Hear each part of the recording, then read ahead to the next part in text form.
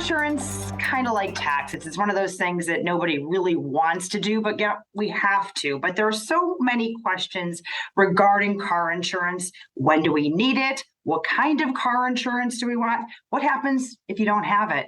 Well, good news is we'll get some answers today. We're starting a special series with Tom Sinas of the Sinas Dramas Law Firm, talking all about car insurance. Tom, thanks for being here. Thank you very much for having me. It is can be kind of a bore and kind of a slog, but really important, obviously. Absolutely. So let's start with the basics. Who needs car insurance? All right, great place to start. The place we start are with two words: owners or registrants of motor vehicles. Most people, of course, thinking of themselves as an owner of a motor vehicle. And here we're going to divide it into those of us who are Michiganders and those of us out of state.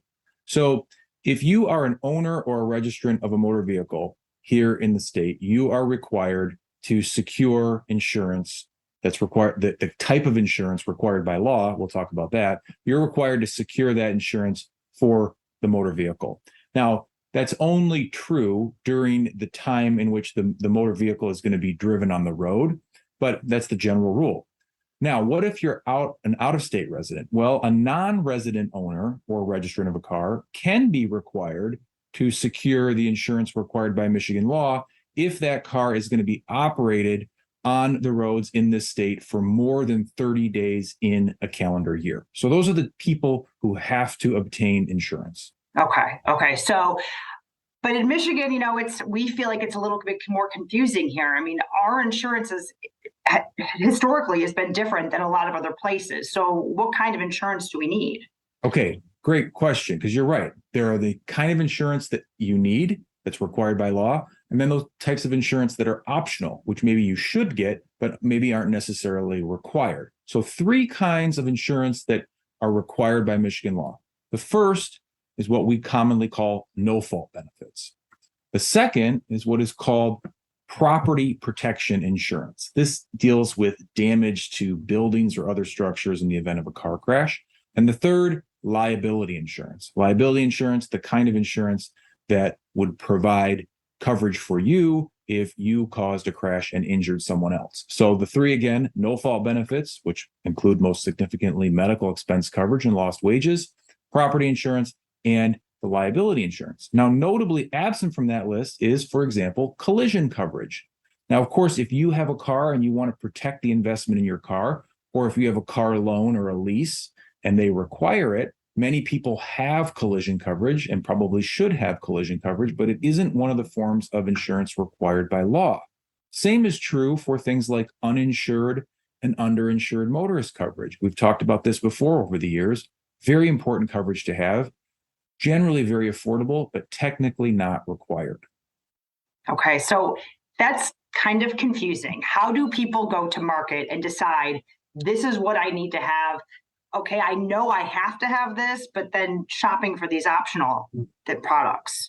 Well, that's a great question. There's a lot of good information online. For example, our firm's website has a lot of good information in terms of the optional coverage. The mandatory coverages, those are required to be sold.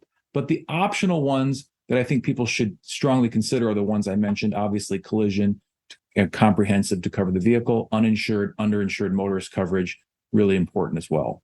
Yeah, so what are the penalties if people do not comply, if they don't have insurance?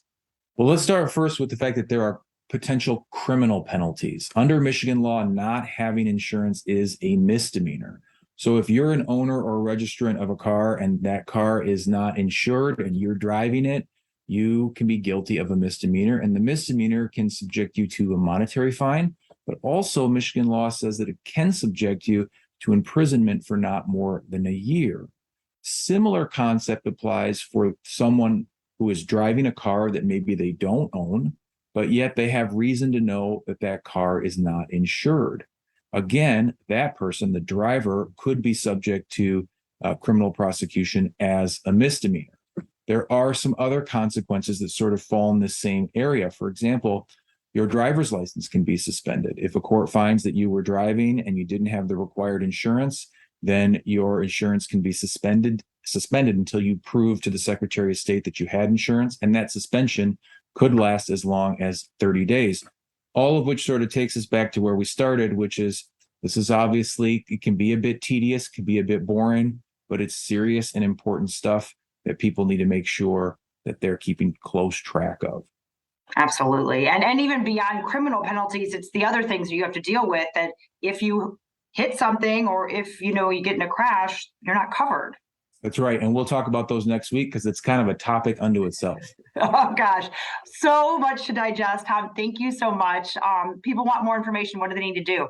They can find us online at www.sinusdramus.com. They can shoot us an email at info@sinusdramus.com or give us a call in West Michigan at 616-301-3333. All right, great. Until next time, Tom, thanks so much. Thank you.